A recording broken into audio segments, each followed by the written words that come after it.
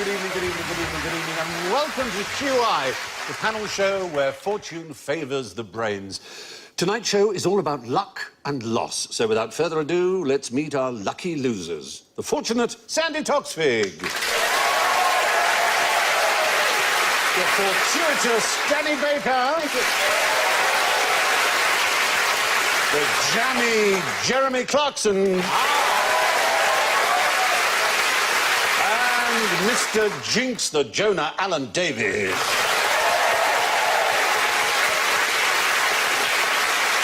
I'm afraid your buzzers are a bit of a lottery, so Sandy goes... Release the balls. Danny goes... No more bets, please. That sounded like you, didn't it? Yeah. Jeremy goes... I've literally no idea what that was. I think that was a jackpot. Yeah. Now, Alan goes...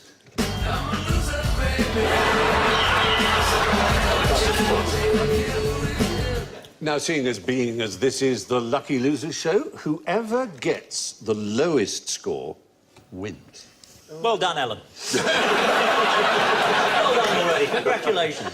So, what you have to do, obviously, is try and collect as many klaxons as you can. Oh. And that's going to be interesting, we hope. Oh. Quite interesting. Fingers on the buzzers. Here's your first chance. What is the oldest you can be on a Club 18 to 30 holiday? No more bets, please. Yeah. 30. Very well done. She's got the idea. There's the klaxon. But anyone like to have a go at the right answer? What do you imagine is, in fact, the right answer? We won't punish you for that. Surely there's some leeway. Those ladies look a little over 30. Is it sort of mid-20s? Are they actually... Is it the other one? They should put it down the other way. No, it is a little bit older than 30. 35. 173. 173. That's very good. Is it 31? No, it's 36, rather bizarre. Well, the oldest you can leave the country with a Club 18 to 30 ticket in is 35, but you might have your birthday while on the holiday. So is there not a degree of sadness in your life if you decide to spend your 36th birthday on an 18 to 30 holiday? That woman on the left just turned 36. I'm so sorry, I've got to go now. Yep, there you go. In theory, you could celebrate your 36th birthday on a Club 18 to 30 holiday. So, what is the youngest you can be? No more bets, please. Yeah, yeah. Whoa! 18. Whoa! We get so fast, don't we? I'll have to win. Have another go. Well, clearly they're keen on that margin of error. Yeah. There's clearly some margin of error, so it can't surely be the same margin. It can't be 6 years. It can't be the... No, it wouldn't be 6. That would be awful. 12 to 36. It's a the recipe. Perfect match. I'm on the phone to Operation U-Tree as we speak. No. Well, it can't be much more. It's 16 or 17. 17 is the right answer. Oh. I'm winning now, so therefore I'm losing. Oh. Yeah. Do you remember they had rather dodgy slogans when they... do you remember any of them that were caused... You will get fucked. Yeah.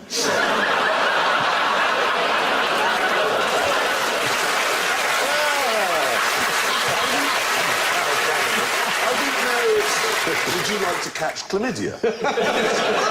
Both carnally and financially. Well, no, it wasn't quite as on the nose as that. It was... Beaver Hispania. Oh. Oh, God. I know. It's not all sex, sex, sex. There's some sun and sea as well. I know. It really puts you off, doesn't it? Chlamydia, I think, is a very good... You know, no. there's no symptoms when you have chlamydia. So if somebody says, how are you? You say, oh, very well. That means you almost certainly have it. It's the perfect disease. It is, but I don't... So I never know how anyone goes to the doctors with it. It would be quite interesting to So find there are no out. warts, there's no weeping... No green discharge. Let's be frank about these things. Absolutely fine. Go to the doctors, you'll have chlamydia. It's baffling, and koalas all have it. Do they? Yeah, all got How do you chlamydia. know that? This is That in anything... general conversation, koalas That's are what all koala is all here. about. Huge problem in Australia. They've all got chlamydia and I they're thought dying. maybe it was an add-on to an 1830 Australian holiday. If you didn't get lucky, there's always the koalas. Brilliant. Thank you so much. Fantastic. Well, according to the official rules on their website, a 17-year-old can go to a, as it turns out, rather misnamed Club 18 to 30 holiday. Now, a question especially for Alan to lose points with in this Lucky Losers show. Which mammal has the most cells in its body? Blue whale.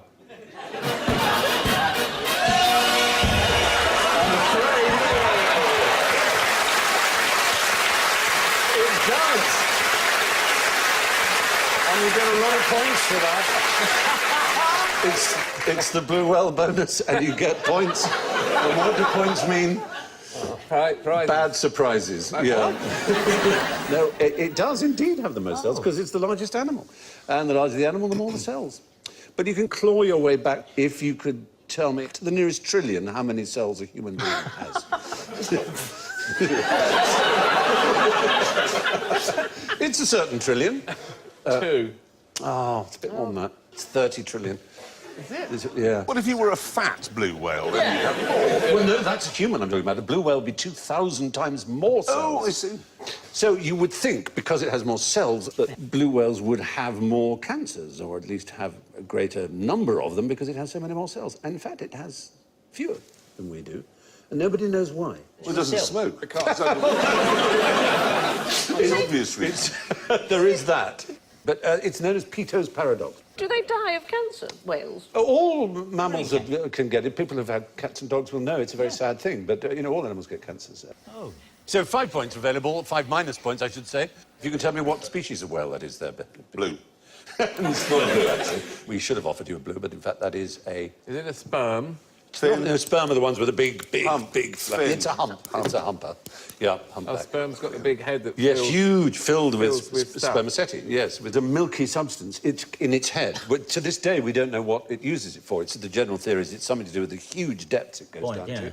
And it was used by NASA because it kept its viscosity in minus 400 degrees of incredibly cold temperatures. It was the same viscosity, nothing replaced it. But it was basically the whole of the Industrial Revolution ran on whale oil. And if it weren't for John D. Rockefeller cracking crude oil into petroleum and various other forms like paraffin and so on, the whales would have unquestionably been extinct. So petrol saved the whale. It did. Petrol As saved I've the been whale. saying It's so... for years. It's one of the great ironies of history. It's true. I thought that would please you somehow. It's enormously pleased. You'd rather be a petrol head than a sperm head. Still, as it is the largest... I'd take all the compliments you can get, Terry. Now, before we continue, I should let you know that as this is the L series, one of the questions coming up will have a lavatorial theme. The answer will be wholly lavatorial. And if it is, you can ask if you can spend your penny, right? So if you it's a lavatory question, I'll bring that out. Yeah, Right. and you get extra points. That's right. So anyway, moving on. Which good cause benefited from Britain's first lottery? Dale Winton. Dale Winton's tanning salon. I'm sure it did very well, Yeah, there you go. but it wasn't Britain's first lottery. Is it the Bank of England? No, that's a very good point. That was almost like a lottery. The Yeah. shares were issued to raise money. And For the army, virtually, yes, it was Yeah. virtually like a lottery. But this one was similarly to raise money Building? for a military venture, or at least for a military, perhaps for defence, originally. The Drake. Yes, it was indeed in 1567. It was Drake. So what it was, yeah, it The was Armada. Doing in my It head. was, yeah. in my head. I'm very impressed. It was Queen Elizabeth and her navy, and indeed Drake was one of her leading figures. There she is. It was. She realised that should King Philip of Spain send the fleet, which in Spanish is Armada. Armada, yes. I'm genuinely still reeling Yes, from the fact that's in my head. It's really great when that happens, isn't it? No, it's odd. It's a little weird. And so she thought to raise money, she'd try and get those who could afford it to buy lottery tickets, and the prize would be enormous. And the money raised would be enormous. Now, what do you think the average wage was per year? It can't have been much. No, it wasn't much. The average head. annual income in 1600 was about £9. Oh. So tickets were 50 pence, we call it now, 10 shillings each, which is about 3 weeks' wages. Yeah. So only the rich would be able to. Only the rich would be able to. The prize on there was £5,000, 5,000 then pounds, Yeah. which is millions today. Buy America. You buy a huge estate. Plus, it was paid partly in cash, but also in gold and silver and fine tapestry and fabrics and something really extraordinary to encourage sales. And this later cropped up in one of the most popular games in our culture as something that you could tuck away under the board of the game for future Monopoly, a use. get out of jail free card. You've got a get out of jail free card for anything except murder, serious felonies, treason, and parking. Yeah. Obviously, that was not allowed. Or piracy, that was one. But everything else was, yeah, very good. That Wasn't would it? sell tickets now. Yeah. Yeah, brilliant idea. You know. I learnt about the Mary Rose. Do you want to know about the Mary Rose? Tell me about the Mary Mary Rose. Rose sank because they didn't close the cannon portholes. Oh, and my they let off a broadside and it tipped back in the water all went out. All shipped every... 500 men on board. And it Well, went and they drowned because they'd put the netting across the deck to prevent people Prevent boarding people the getting boat, on and they were board. unable to get they off. couldn't get out. And I have to say, the Mary Rose Museum, which is in Portsmouth, is one of the single best museums I've ever been. It's only just opened. And there was some controversy about it because they were able to resurrect skeletons and using forensic artists show us pictures of what they actually looked like. You can stand and look the cook in the face. Oh, my It is the goodness. most astonishing thing, and see all his things. And what I love is that even though they were going to war and they were fighting and so on, they had violins and they had chessboards and they had dice and they wanted to play games as well. So I love the fact that you know, they must have been having a laugh and enjoying themselves. Apart from, it was such a tragic end. But it's the most amazing time capsule of that period because the ship sank with everything there. It is amazing. Well, thing. I'm going to go. It's It's well worth its visit. I think, yes. Exactly. Let's go all go to... Very good. Thank you so much. That's brilliant. So, the good cause in the first national lottery was beating out the Spanish. What do newsagents sell that makes people suddenly want to vote Tory? Is it going to be the Daily Mail?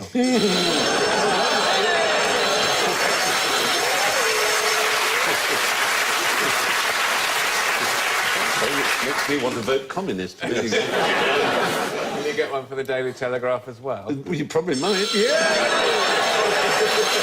He's clawing his way back to victory. No, this is a very odd thing. Well, newsagents sell them. What about the Sun?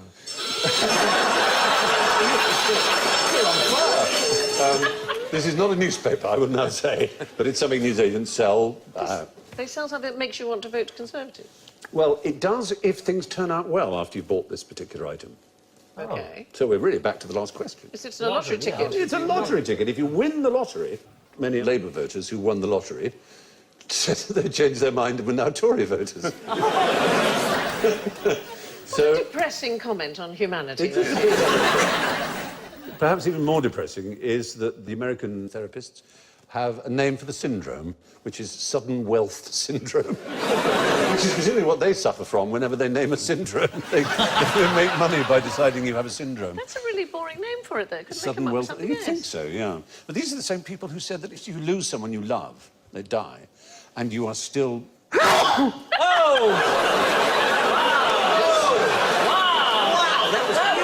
So impressive. The day had to happen. That was an explosion. You're right. There are people in California now looking at their seismographs going, Jesus Christ, what was that? It's only because I said the word die. No, don't do it again.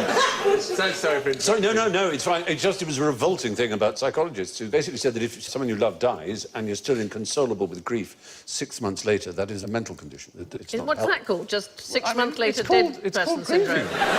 It's called grieving. It is perfectly reasonable, in I fact. think a syndrome I read of recently is, you know when you come out the pictures and you sneeze? Do you do that when you go from a dark thing or look at the sun? yes, or look You at the get sun, that. yeah. It's got a real fancy name now.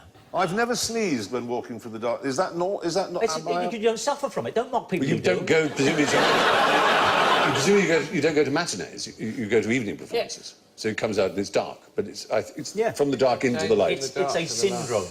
It's a real syndrome. We've got the name in front of me. Look, my elves have been busily hacking away. It's called autosomal dominant compelling heliophthalmic outburst. There you go. I want to have him round for dinner.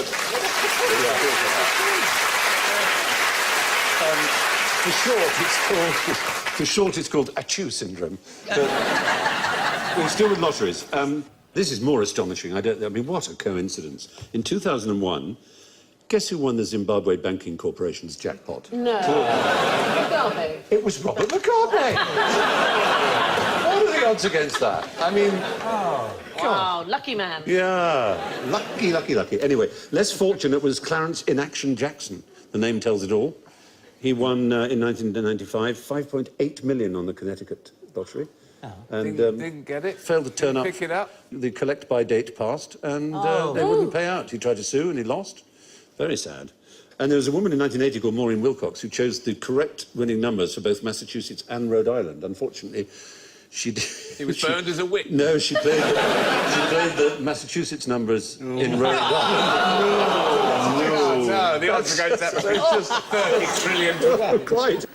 Anyway, yes, lottery winners tend to turn right after collecting their winnings.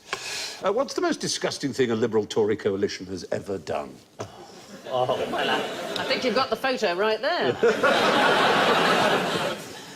So much choice. I guess it's not this Liberal. It's not this, it's the Liberal Party rather than the Liberal Democratic Party, which is the Lib Dems. Is it Whiggery? Is it? It's not Whiggery, it's later than that.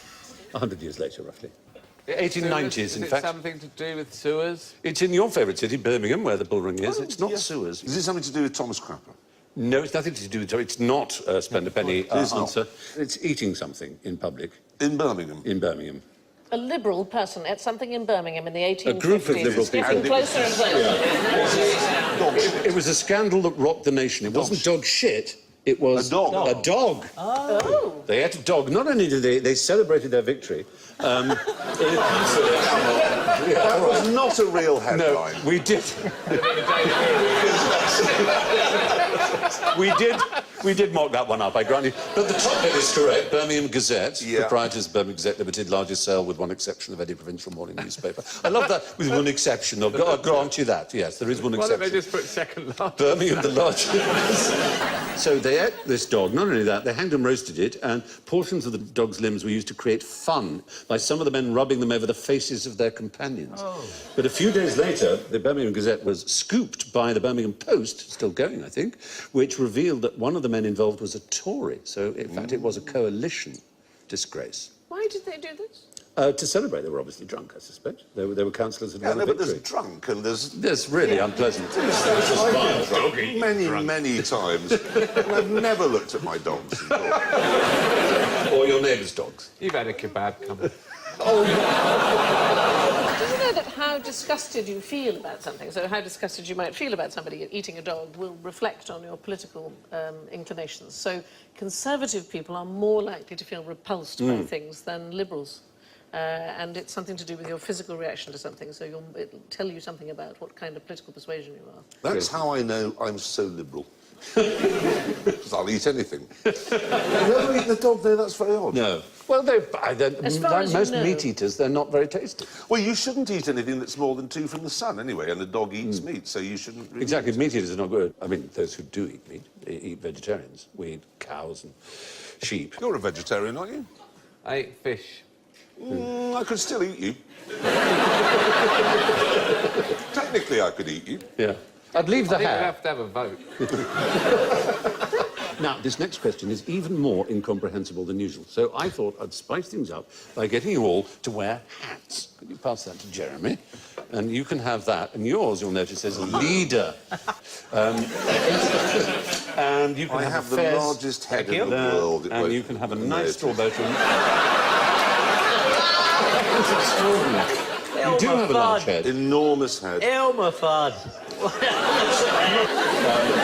I saw Bob Dylan in concert Did you well? at the O2 Arena, Yeah.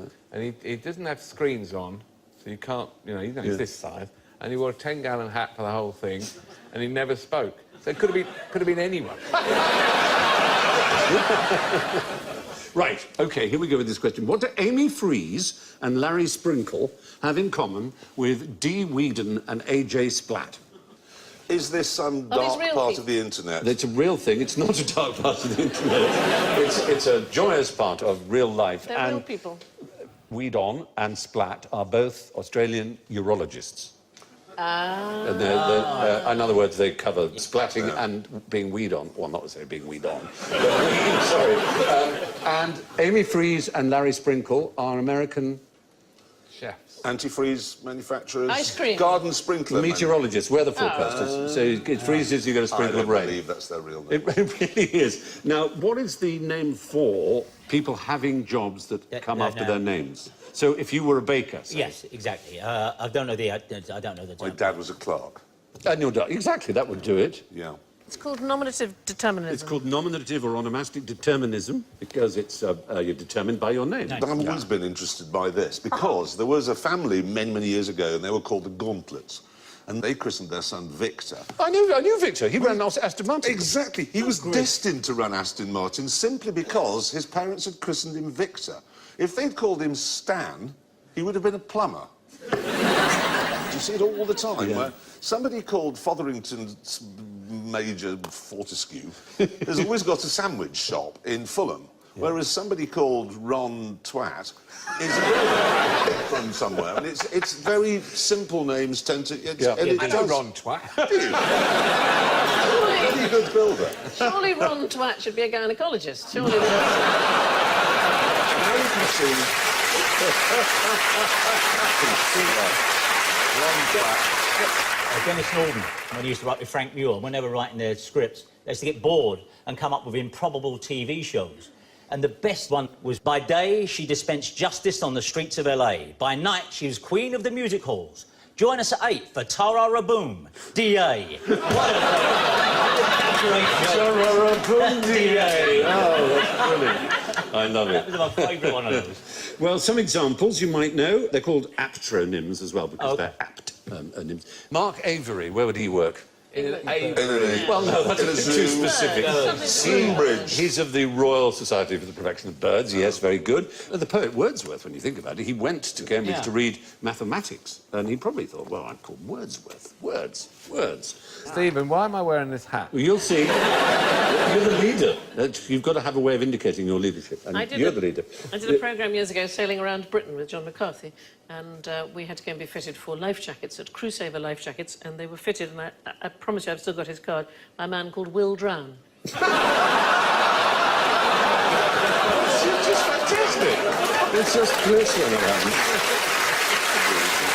Well, you've rather beaten mine. My rather sorry lot left. I mean, Danone UK, the managing director, is called Bruno Fromage. You probably remember the former Lord Chief Justice was called Lord Judge. Lord Judge. I mean, that really is pretty straightforward, isn't it? What is Fry, darling? What is it? Is it The Fries? Yeah, well, it was a Bristol chap, and Chapess, it's a very famous Chapess. She was on our £5 note until very recent. Yeah. Elizabeth Fry. And she was a Gurney, and the Fries were Fries, and they were both Quaker families, as many of the chocolatiers were. Were you plagued at school by people saying Turkish Of course, delight? Fries, Turkish delight, keeps you up at the night. Happy days. Pleasant, You comestible. try Dan, the laboratory man, washed his hair with a frying pan, combed his hair with a leg of a chair. Dan, an old Danny boy. There's certain songs that do curse you through your life if you have a certain name. I just got, what sort of a fucking name is Jeremy?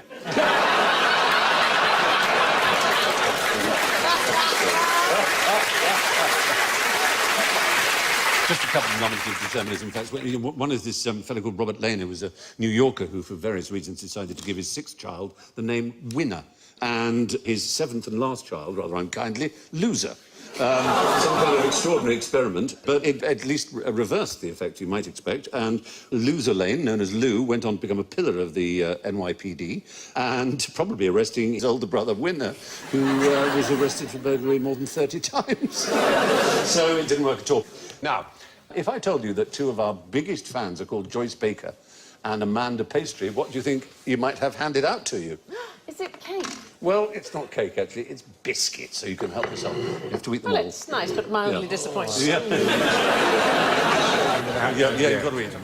This is all part of the experiment that you eat me up. Did you eat yours? Okay. The third one has to go, and Alan's taken the third one. And that's the important thing. Because he's got the word leader on it, this happens in experiment after experiment with human beings. If you tell someone they're the leader and you give them three or something, an odd number, with an even number of people, the leader is basically always takes. Well, it's a bit like my father once went out for tea with somebody, and two cakes were delivered. One was very small, one was very large.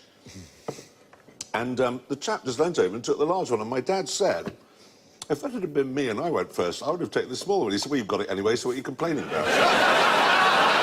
so logical. It's brilliant. I think boys and girls have a very different way of doing this. I was once at a party and they were handing out things on the slate they seem to do nowadays with canapés. don't Yes. they? And there were Slate or two planks. small canapés on this piece of slate, and there were three of us. And all three of us went, "No, that's very kind. Thank you," like that. And as we were saying it, a man walked past, picked up one canapé, put it on top of the other, and ate them both. Excellent. So he ate the other one, not just because he's Alan Davis. But because he's got leader, and he felt like somehow it was just put into his brain that he was the leader, and he would have that. It's not behavioural. Jeremy. Behavioural science is... I was looking forward to that bit. Hand in your plates. It doesn't help that I forgot I'd got And leader your on my hat. hat. Yeah. Oh, well, you forgot you were the leader. That really Yes. doesn't help. No. No. I'll eat those as well if you like. What? Right, so, skimming on. What did lucky old Edward VII use this for? Oh, I say. I say lucky, I mean, it's extraordinary. Oh, God. What do we know about it?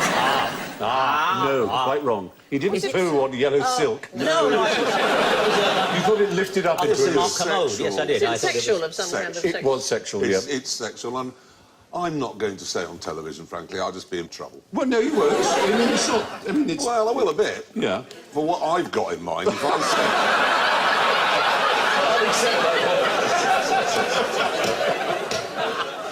I guess a young lady sits on the top bit, and he's not on the... He's there elsewhere. Well, this is what we find hard to work out. The Chabanais was a maison de passe in Paris, a brothel, as we would say, and he had this constructed for him. It was called the Siège d'Amour, the seat of love. And the idea was that he could service, pleasure, have his way with two prostitutes at the same time. Oh. How this worked, I'm not quite sure. I say at the same time, I mean that... With his extra penis. It does really work. The king's penis. Oh, There's two penises. It's got stirrups at the top, so there's it clearly has got somebody... stirrups. Her legs could go, or his. Is this why Queen Victoria didn't talk to him? Like What have you got there now, dear? Your Majesty. Dirty Bertie, as he was known, quite right. His name was there's- Bertie. Do you know that wonderful story about he had long-standing affair with Lily Langtry? Probably it's not true at all, but it is said that he was very cross with her one day, and he said, "I've spent enough on you to build a battleship," and she said, "You spent enough in me to float one." So, what did the ancient Greeks use this for? Yes, go on. Quick, get your penny out. Is it this? No, it isn't. You're not seeing all of it, which is rather unfair of us. You're just seeing the head. It then goes on quite a long way down. Is it sexual Then as well? something protrudes. Is it sexual? It Yes. is, Is isn't it? it? Yeah, there you are. There you go. Well, you can't. Well, it doesn't look like much fun. It doesn't. He gets bollocks shut in the lift. They're very few left in good condition, I have to say. Yeah, well, somebody's pulled that one's arms off. Well, it's the only way he'll learn.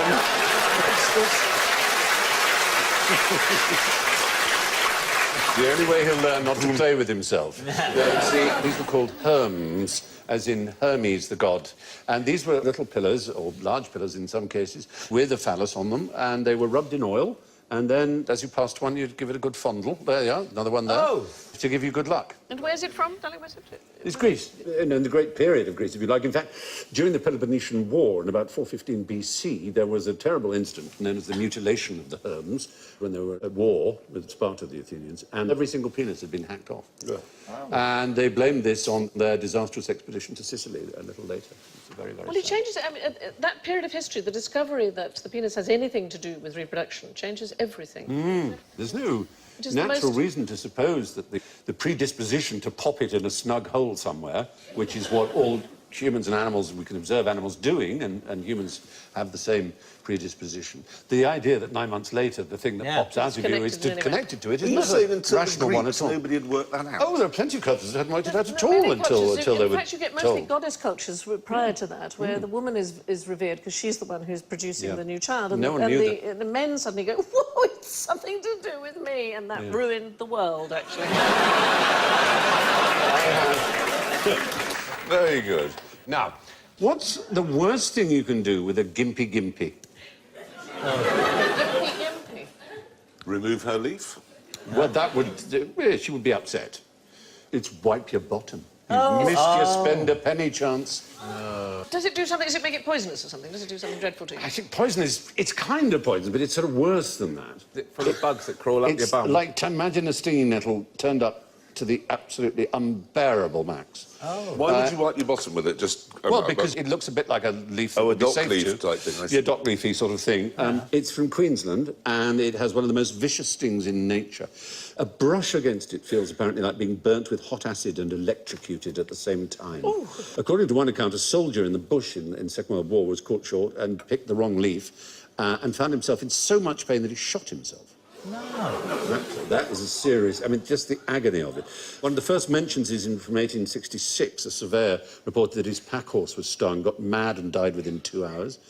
Les Moore, a scientific officer with the Queensland government, was stung across the face, ended up looking like Mr. Potato Head, apparently. I still think it can't be as bad as the toilet paper we had at boarding school. Izal and Bronco. I used to write home to my mother on it, airmail letters. That's how bad Yes, it was. It was crispy tissue. Is that, No, nothing- that shiny stuff? Nothing Eyes would up. stick Yeah. to it. It was like grease paper. It's You just think, well, why did they I've ever definitely think- had a poo, but there's no evidence. Come off on it. It seemed to serve no purpose. Shall we move along? Yes. Let's do that. So, you've got to spend a penny round, after all. And if you're caught short in the bush, don't use a gimpy-gimpy. You might end up shooting yourself. Now, which football team is the worst in the world at losing major trophies? Just losing the worst in the world. So it's a team that presumably has never won a game. It could be any team They've that won never quite could- a lot of games. Oh. They've even won trophies. Have they had the trophy But then they've stolen? lost them. They've lost. They've so lost them. With that, Yeah. Aston Villa? Very good. Well, there you go. That's You're back in Oh, Birmingham brilliant. again now, and you're being rude, aren't you? By knowing so much. How do you know that? He does a sports programme. He's a... Yeah, I do. I know, yeah. I must listen. Yeah. Yeah, but in the 1964 FA Cup final, which was won by... West Ham. you can see Bobby Moore there. Ron, who was their manager? At that point, 1964 would have been not Ron. It was Ron. it Ron was, yeah. Greenwood, yeah. Ron Greenwood. He took it home by tube, discreetly covering Yeah. it. That lady, she's got her eye on it. I talked to Jackie Charlton once. Was the centre-half for England when they won the World Cup in 1966. His brother Bobby, of course. And Jack Charlton said that after the World Cup final, he said, myself and Alan Bourne, a few of the lads, we headed to the talk of the town. And he said, I woke up in a couple's house in Dagenham, who I've never seen before or since. And the first thing I did was get my jacket and go, because I still had the World Cup winners' medal in my pocket. We made a few excuses and went. Fabulous. So Those were it's days. not unusual in that period. I love the to fact treat them that like- Bobby Charlton used to have a cigarette at half-time in every match.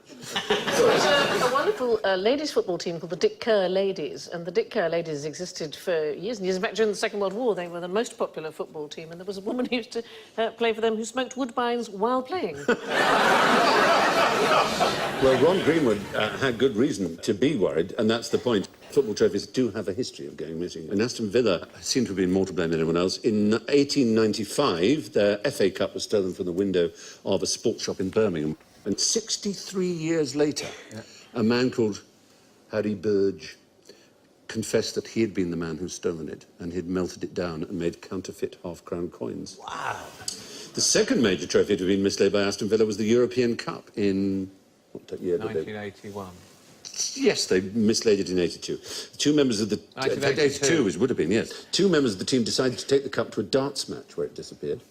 And many years later, a man called Adrian Reed was identified as the culprit. He took it to a local police station, but it didn't end there because the police decided to have a football match for it. So they kept it so that they could brag about being the European Cup winners. And the FA Cup gets damaged so much every year that it has to get repaired every single year because it gets bashed about in the bath. I love they've got a pot of tea by the bar. Yes. My father-in-law, Milk. brew up. Milk is very nice. You always used to see them quite often. You'd see them drinking milk. I mean, that's been the early sponsorship thing. But always after the FA Bottle Cup, of milk. just remember this now. In the post-match interviews, they'd be standing holding a pint of milk. The last thing you want, actually. Well, it's probably sponsored by the milk Yeah, it would have board. been the milk So, marketing bowl. Aston Villa may not have a great record of winning trophies, but they have a rather impressive record of losing them. Speaking of losers, it's time for the lucky dip that is general ignorance. Fingers on buzzers, please. And don't forget that tonight the lowest scorer will be the winner. Which day is added to a leap year? Yay. February the 29th. Yeah, well done, absolutely. No, it isn't. Right. Well, it is. Standing my ground on this one. Well, what is...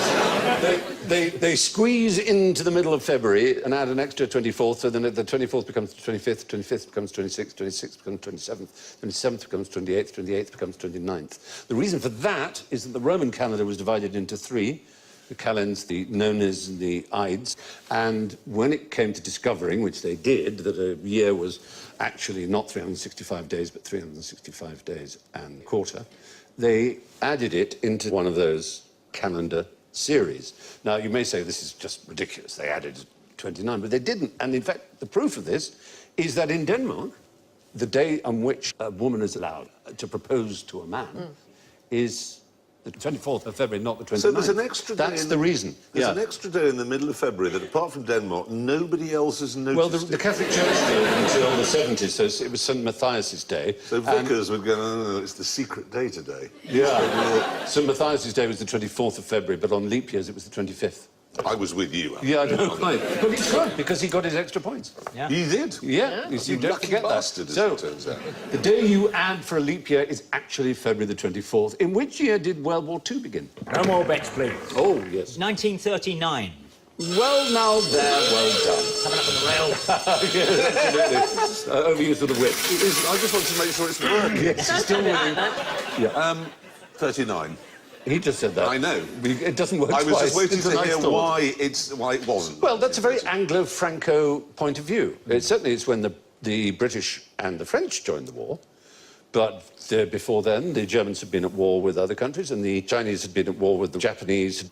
That was a very global sort of event. It spread out, and of course there were alliances and other such things. So you could argue it was 37. You could argue it was 35. You could say the Spanish Civil War with all the international brigades that went in, that was the beginning of the world conflict. But could it, strictly speaking, be the World War at that point? I mean, how many countries Some does of the it World take? War. I Some don't of them, know. you know It what I certainly mean, is nothing like the entire globe. Austria-Hungary is probably not enough. No.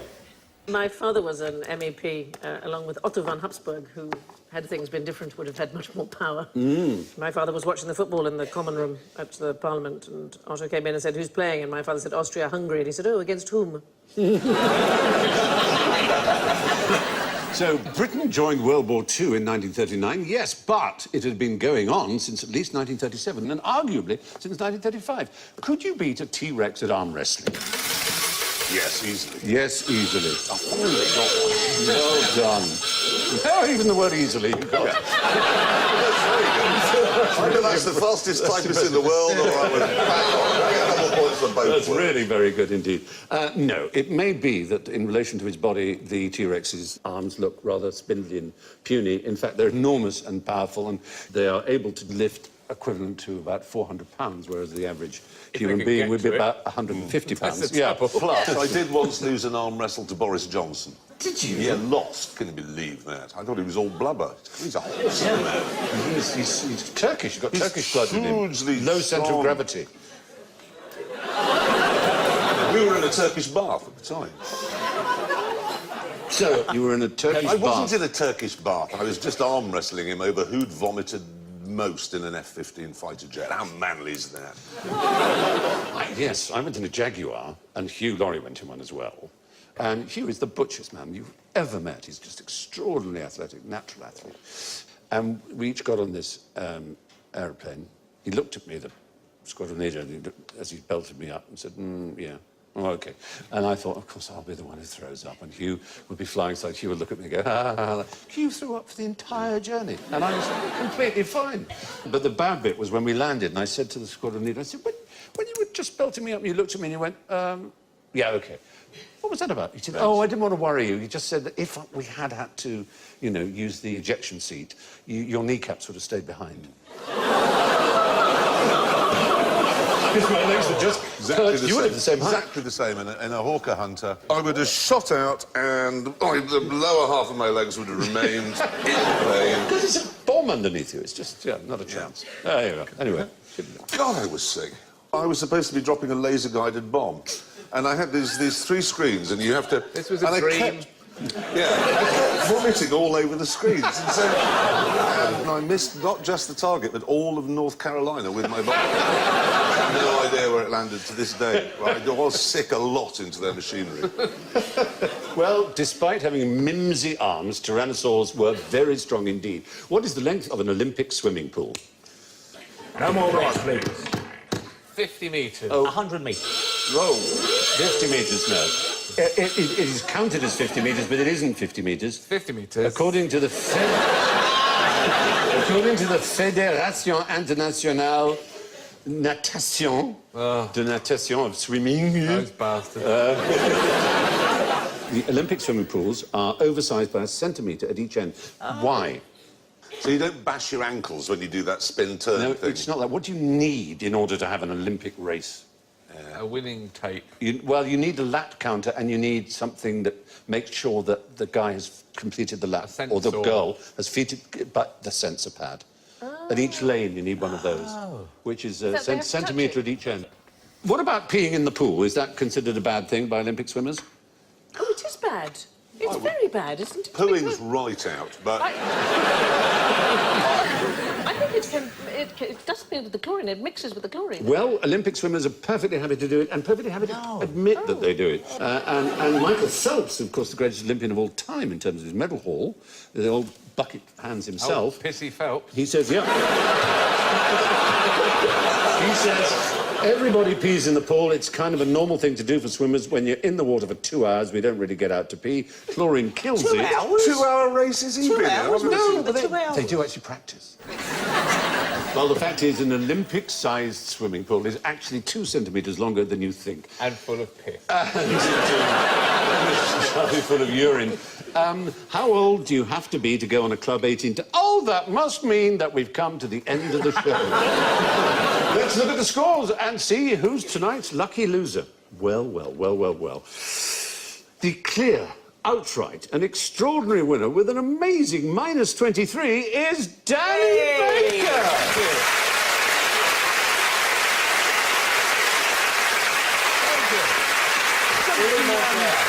In second place, with a very, very impressive -5, Jeremy Clarkson. The wrong side of the ledger with +3, Sandy Toksvig.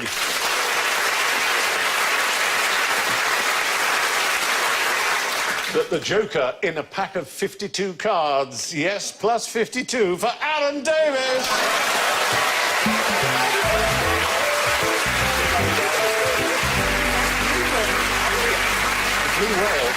The blue whale was a very bad call. That's all from Sandy, Danny, Jeremy, Alan and me, and I leave you with the last word from actor Edmund Gwenn. When asked if dying was tough, he said, yes, it's tough, but not as tough as doing comedy. Good night.